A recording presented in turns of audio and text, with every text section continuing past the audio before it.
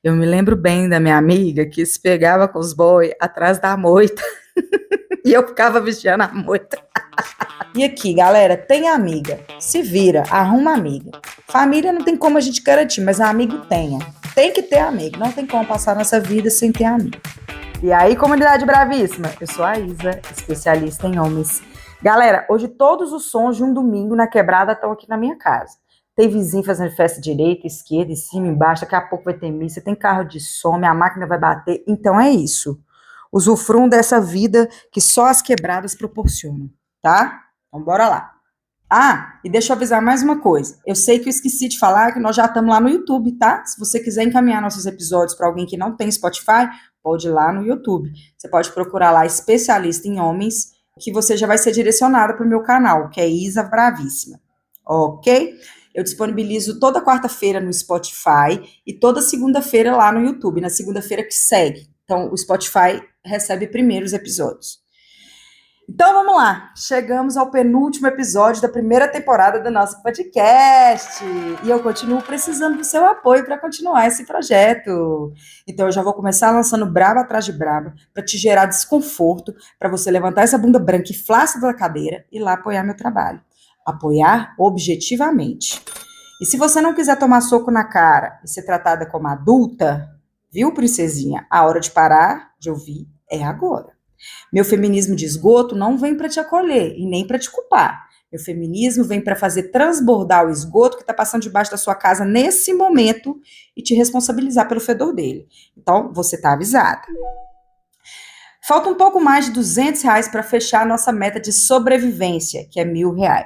Ou seja, eu preciso que até a próxima semana você se engaje comigo e faça uma assinatura do podcast a partir de R$ 10 lá na plataforma do Apoia-se. Não paga de louca não, que você sabe do que eu tô falando, porque eu tô falando disso desde o primeiro episódio, tá? Então o link tá na bio. Mas é o seguinte, você que está me ouvindo aqui agora, 75% de vocês são mulheres, 2% não binário e 15% são homens. E isso é muito homem, tá? Para ouvir feminista falar, isso aqui deve ser um recorde mundial. Aqui tem conhecimento para todo mundo, mas eu tenho plena consciência que eu falo principalmente para mulheres. A história do Henrique, da semana passada, é uma história que os caras já estão cansados de saber. Boa parte passou pelo mesmo rito, mas eles ainda não sabiam que podia dar o nome de estupro.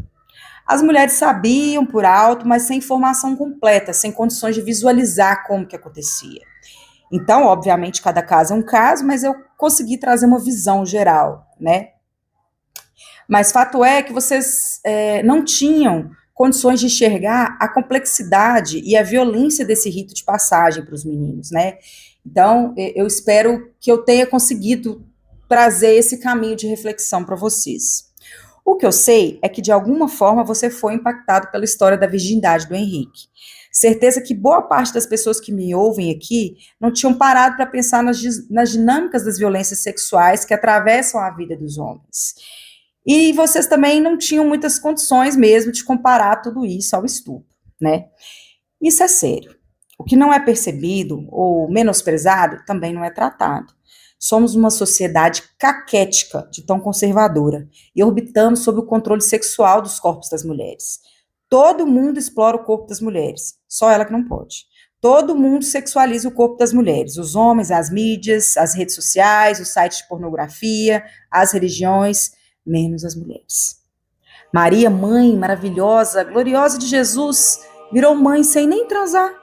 Ela serve para ser mãe, para cuidar, para chorar pelo filho e para a família, mas não para ter o prazer de uma relação sexual. E quantas de vocês viram mães sem nunca ter orgasmo na relação?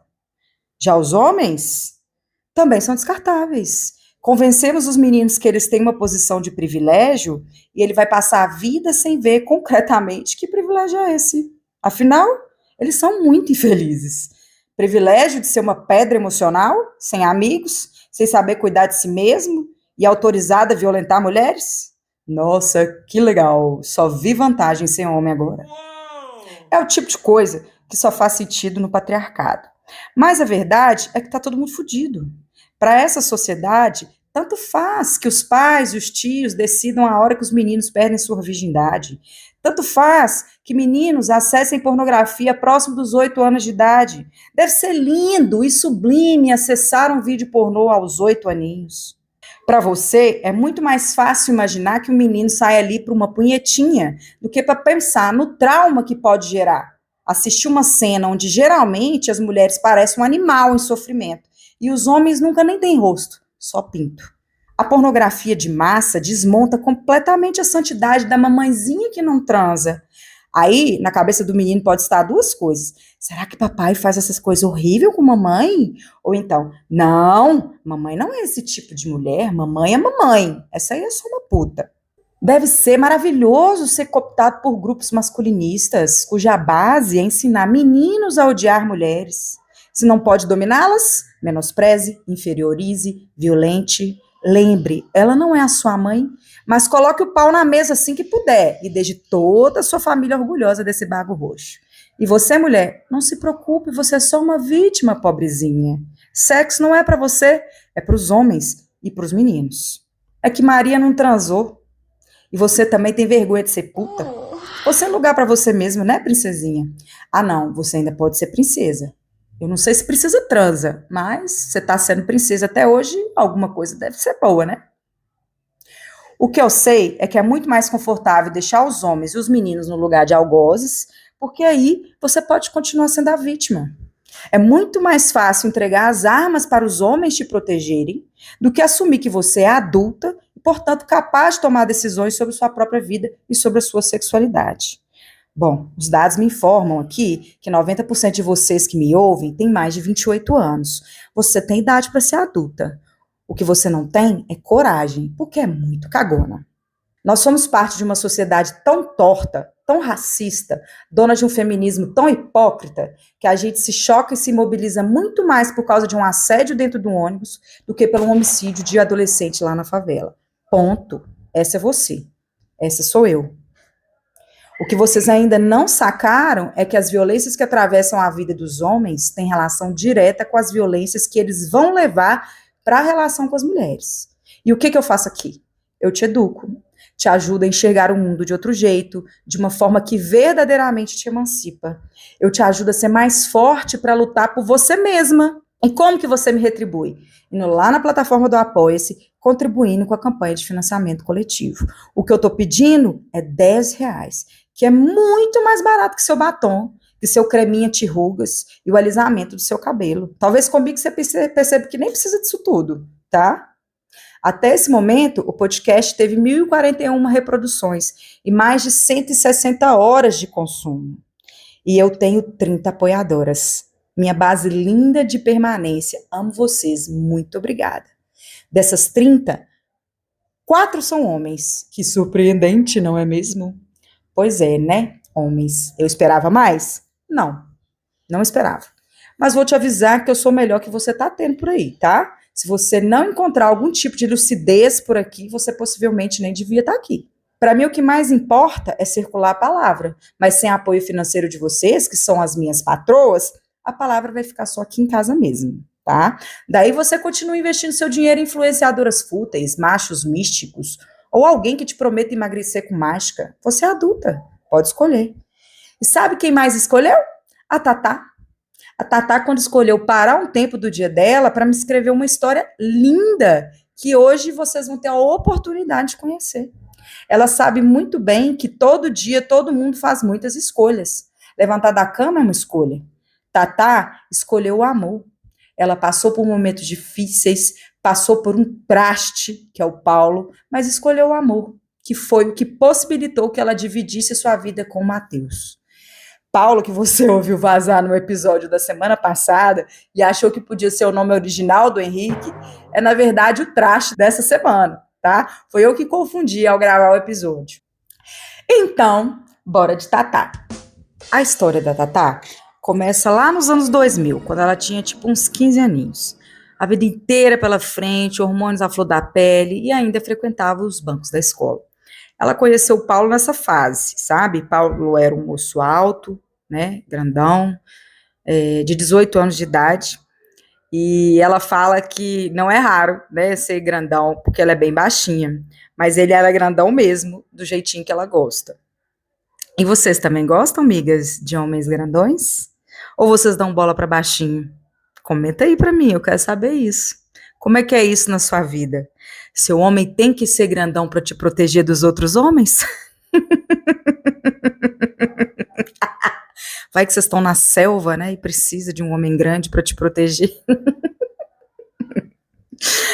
Mas a masculinidade hegemônica tá aí na sua cara, né? Disfarçada de gosto pessoal. E nos anos 2000, eu jamais ficaria com um homem mais baixo do que eu. Então, eu entendo perfeitamente a Tatá. Mas a Tatá gosta de homens altos pelo mesmo motivo que Henrique gosta de loura do olho azul. Não é gosto pessoal, é a expressão das hierarquias da sociedade mesmo, tá? Mas tá bom. O Paulo e a Tatá estavam nesse climinha aí de se encontrarem, né? Daquele estilo bem adolescente mesmo, né? Sem essa pouca vergonha gostosa de vocês. Mas é porque naquela época, adolescente talvez fosse mais... A sexualidade, ela tá um pouco mais acelerada nos tempos de hoje, né? Então, naquela época, a gente se encontrava mais, a gente ficava mais um tempo, assim, conversando, e tomar decisão de ter relação sexual era um pouco, demorava um pouco, sabe? Então eles iam ao shopping, ao cinema, aquela coisinha de ficar o máximo de tempo possível na companhia uma da outra, né? E aquela química maravilhosa que mexendo com todos os hormônios, com 15 anos, né, gente? Vai negar que vocês não? Se você não fez, você tinha inveja de quem fazia. Eu me lembro bem da minha amiga que se pegava com os boys atrás da moita e eu ficava vigiando a moita. Só que eu era grande, gorda, né? Muito fora dos padrões. Então, geralmente, eu não achava muita gente interessada em mim, mas eu achava super legal aquela pegação. Mas não pra mim, né? Mas depois de um tempo nessa batida aí, o Paulo pediu a Tatá em namoro. Aí ela apresentou a família dela, ele apresentou a família dele, eles estavam namorando em casa, assim, bem tradicional, sabe? Aí a Tatá me conta que ela acabava indo mais na casa dele do que ele na casa dela, e que hoje ela percebe que ela fazia muito mais as vontades dele do que o contrário, né? Ela fala que naquela época ela era imatura, inexperiente, né? Normal, minha amiga, normal. A lavagem cerebral que o patriarcado faz é essa mesmo. Respeita, obedece, cuida dos machos, prioriza ele. Você foi feita para atender as necessidades dele. Só que não, né? Mas com 15 anos de idade, a Tatá ainda não tinha esse pensamento tão maduro, tão crítico, né? E aí o Paulo era o príncipe encantado dela. Eles eram jovens e se gostavam, se atraíam.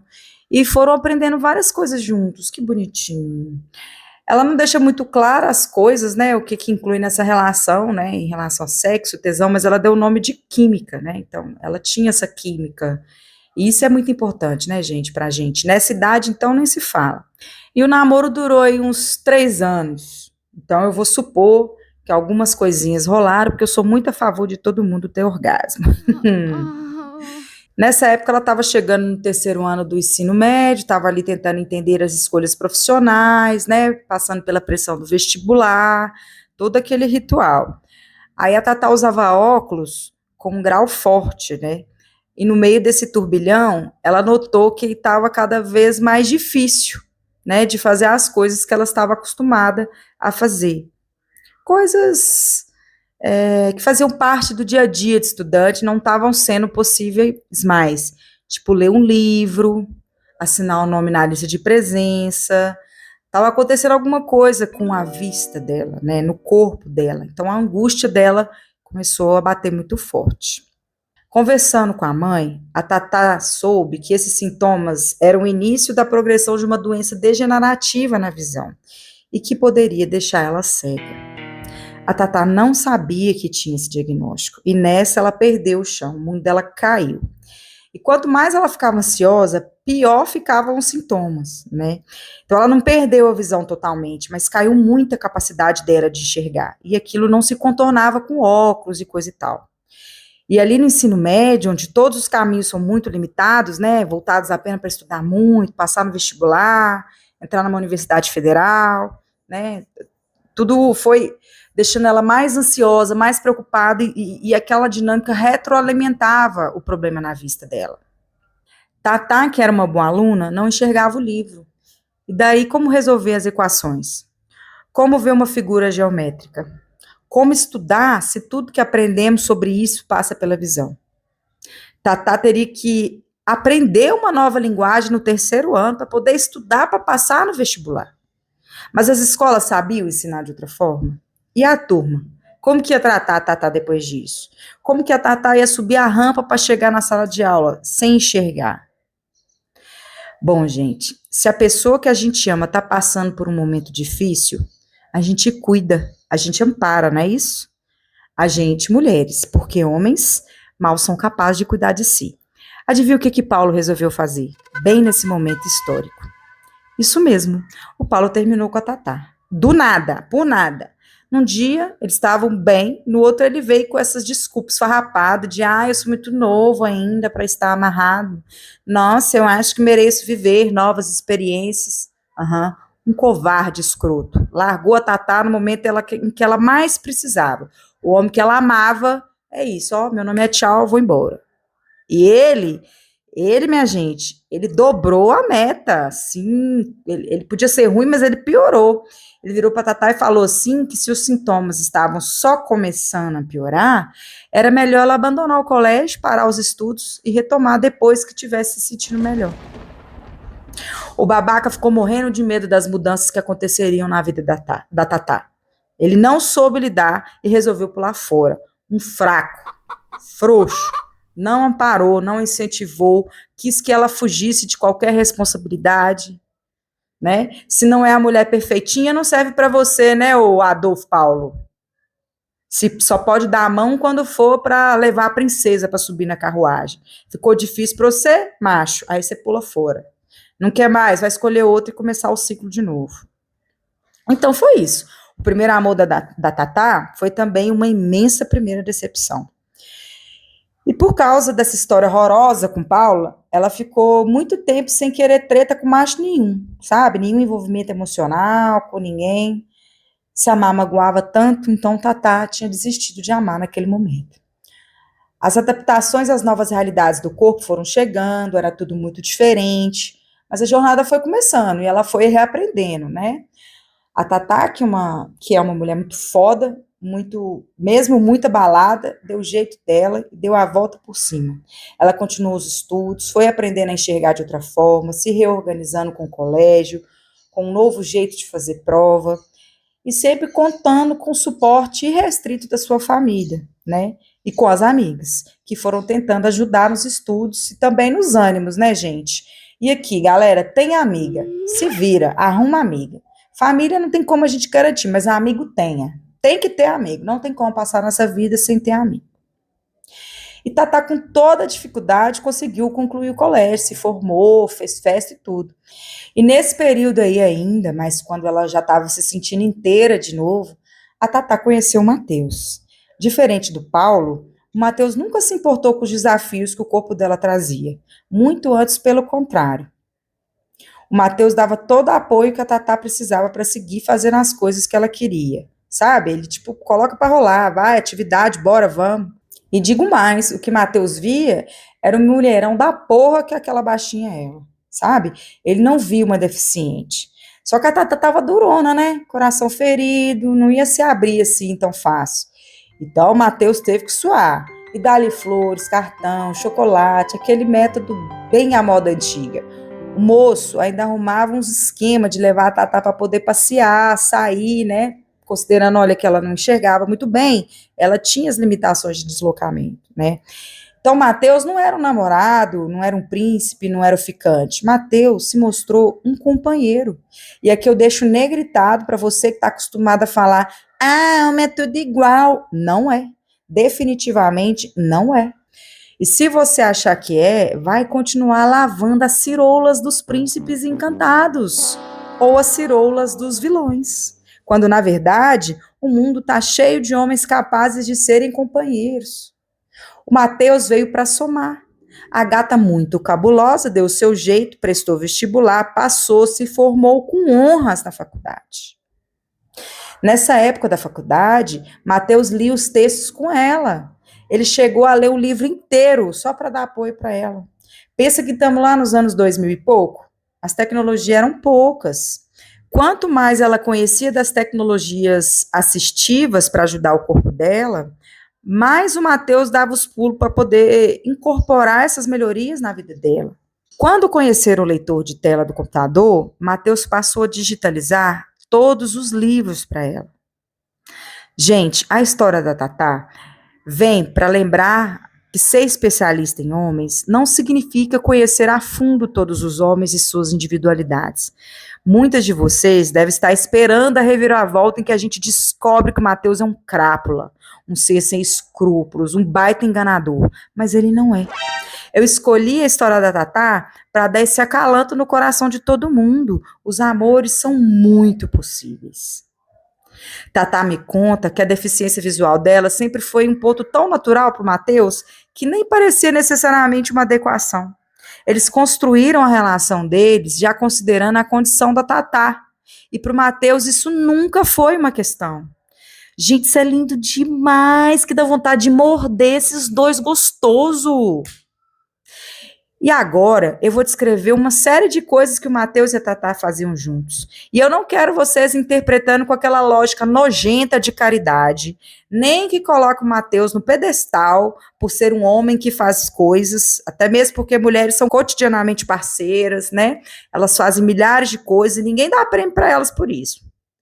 Então, passem a enxergar apenas a diversidade de existências possíveis e como que as pessoas constroem suas relações, com base nas pessoas que estão ali envolvidas.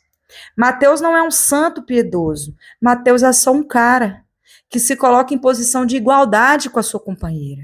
E Tatá não é uma santa maravilhosa, uma pobre coitada, não, Tatá é só uma mulher que não deixou que a deficiência visual tirasse o seu valor humano e nem que levasse a autoestima dela embora, ou o valor que ela dá a si mesma. Juntos, ele e ela construíram uma relação onde todo mundo é completo, mas se encaixam e se complementam. E é isso, gente. Relação tinha que ser isso. Eu não sei o que vocês estão caçando por aí, que todo dia vocês arrumam um cara mais trágico que o outro. Ai, gente, vocês me cansam às vezes. Então, Matheus, ele lê os cardápios dos restaurantes para Tatá, já direcionando quando vê que tem uma coisa que ele sabe que ela gosta. Naquele self-service, ele vai na frente e vai levando ela, falando as opções que tem para servir o prato para ela. Ele anda descrevendo as cenas ao redor, dando detalhes que ele sabe que ela não consegue perceber com o que resta da visão. Por exemplo, o que as pessoas estão comendo, a decoração dos lugares. Ela e ele gostam muito de fazer trilhas, e muitas trilhas até daquelas bem desafiadoras. Ele segura a mão dela e eles andam com naturalidade, dentro do ritmo deles, porque eles são um par, gente. O ritmo é o que eles decidirem juntos. Se Matheus fosse andando rápido porque ele enxerga, achando ruim que Tatá não vai, isso não seria um par. Isso seria um casal em total desequilíbrio. Tipo marido e mulher, sabe? Pois é, Matheus enxerga, então é ele que tem a tarefa de prestar atenção onde vai pisar para poder guiar a Tatá, para ela pisar no lugar certo. E é tudo muito natural. Tatá é uma linda, cheirosa, gostosa, se veste bem e ainda se maqueia. Geralmente ela faz sozinha, né? Mas ele dá um confere e ajuda quando tá borrado. Mas ela me contou que uma vez ele já maquiou ela também. Quando eles saem para comprar roupa, sapato, ele fica de olho nas vitrines para ver se encontra algo que corresponda ao estilo dela. Aí quando ele acha que ela pode gostar, ele avisa, descreve, mostra para ela do jeito deles de se enxergar e de comunicar. Deu para perceber que possivelmente Matheus acompanha ela nas compras, né? Enquanto seu traste aí reclama até para entrar no supermercado para fazer compra para casa que ele mora, né? Seu traste aí, no máximo, senta naquela cadeira central ali do shopping e fica te esperando e morre de falta de paciência, né? Quando te acompanha nas compras, se é que ele vai, né? E ele te quer bonita, mas não que isso dê trabalho para ele, né? Entre Tatá e Matheus, as coisas acontecem com tanta naturalidade que ela não sente que ele faz isso porque ela é deficiente visual. Ele faz porque ele ama ela. É por isso que ele faz. E possivelmente ele faria o mesmo por seus amigos, por sua família, ou alguma pessoa que precise, da mesma forma como as amigas da Tatá poderiam fazer isso por ela, assim como as pessoas que amam a gente podem fazer várias coisas por nós. E por isso não quer dizer que a gente precise estar com qualquer pessoa, em qualquer situação, com medo de ficar sozinha, porque o único amor que existe é daquele traste. Isso não corresponde com a realidade. E Tatá, gente, ela também está do lado do Matheus e ela ajuda ele com tantas outras coisas. É uma complementariedade de potencialidades. Isso que vocês têm que enxergar para se equilibrar nas suas relações. Matheus nunca diminuiu Tatá ou tratou ela com inferioridade. Eu sou capaz de apostar que nunca deu essa cartada no meio de uma briga, sabe? Se é que eles brigam. Duvido que Matheus tenha falado com ela assim: ah, sou eu, se não sou eu, você não vai dar conta porque você é cega. Sabe? Matheus não faria isso, porque Matheus não é esse tipo de cara. E tem muitos caras que também não são esse tipo de cara. Esse par, gente, é um par mesmo. A Tatá e o Matheus estão juntos há 21 anos. Hoje eles são casados. Oh, que lindeza! Ela ainda acha ele um homem lindo por dentro e por fora. Né? Ela fala que ele tem um olhar tão doce, mas ao mesmo tempo forte. Palavras dela. Se existe alma gêmea, posso dizer que ele é a minha. Gente, ela diz que ele sempre foi uma mão para ajudar, desde o começo. Galera, o cara soma. Quando o cara não tá te acrescentando, você tá esperando o quê pra ir embora, sabe? Ai, gente, ainda bem que eu tenho a Tatá e o Matheus. Quando eles saem, ele faz coisas que a Tatá precisa e coisas que ela nem precisa, mas que ajudam a experiência a ficar mais gostosa ainda. Eles têm uma cumplicidade que talvez não existisse se ele não tivesse esse espaço para ser presente nas pequenas coisas. Matheus se adianta para que o caminho da Tatá seja mais simples.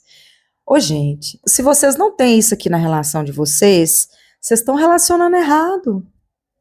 Qual que é a dificuldade de entender que se você está dividindo uma vida com uma pessoa que não está dividindo, difícil. E ontem eu estava conversando com o Pedro, né, que é meu companheiro, que me veio uma constatação aqui, próxima dessa relação da Tatá, que é que Pedro compra todas as minhas doideiras. Enquanto eu gravo isso aqui, ele tá ali estendendo as roupas. Eu nem queria que ele ouvisse, mas ele tá ouvindo. E ele entra em tudo que eu me proponho a fazer, sabe? Primeiro porque ele não é bobo. Ele me acha uma máquina de revolução e um empreendimento lucrativo.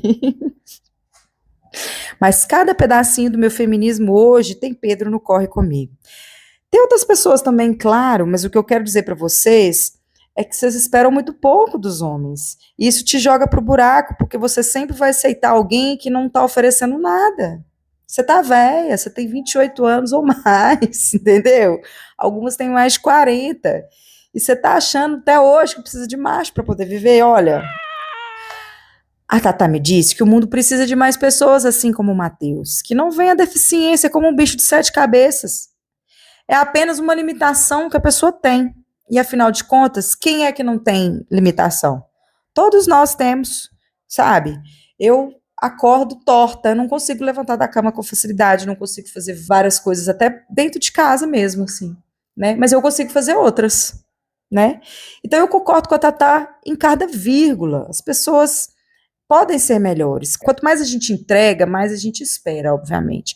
Mas a entrega nunca é algo que passe por cima de você mesmo. A entrega é algo que você entregaria para as pessoas que você ama mesmo, sabe? De cumplicidade, né? É para amar as pessoas, gente, por inteiro, com alma inteira, viu?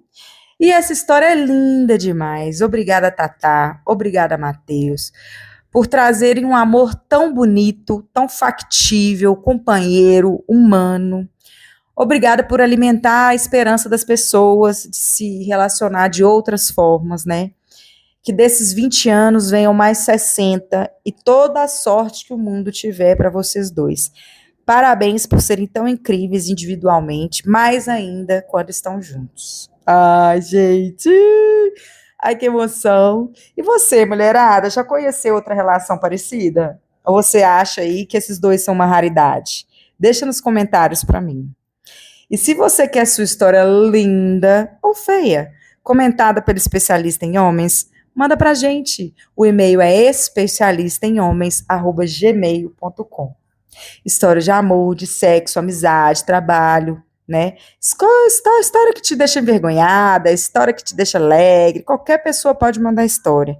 E cadê as pessoas não binárias que me ouvem, hein? Eu quero a sua história também, tá? E mais uma vez eu quero dizer que preciso do apoio de vocês, tá? A campanha de financiamento coletivo lá no Apoia-se não chegou na meta. Corre lá para você ajudar que eu continue gravando esse podcast. Faça sua assinatura a partir de R$ 10. É www.apoia.se/especialista em homens, viu? E as assinantes recebem material bruto, conteúdo exclusivo, entre para nossa comunidade, lá a gente pauta temas.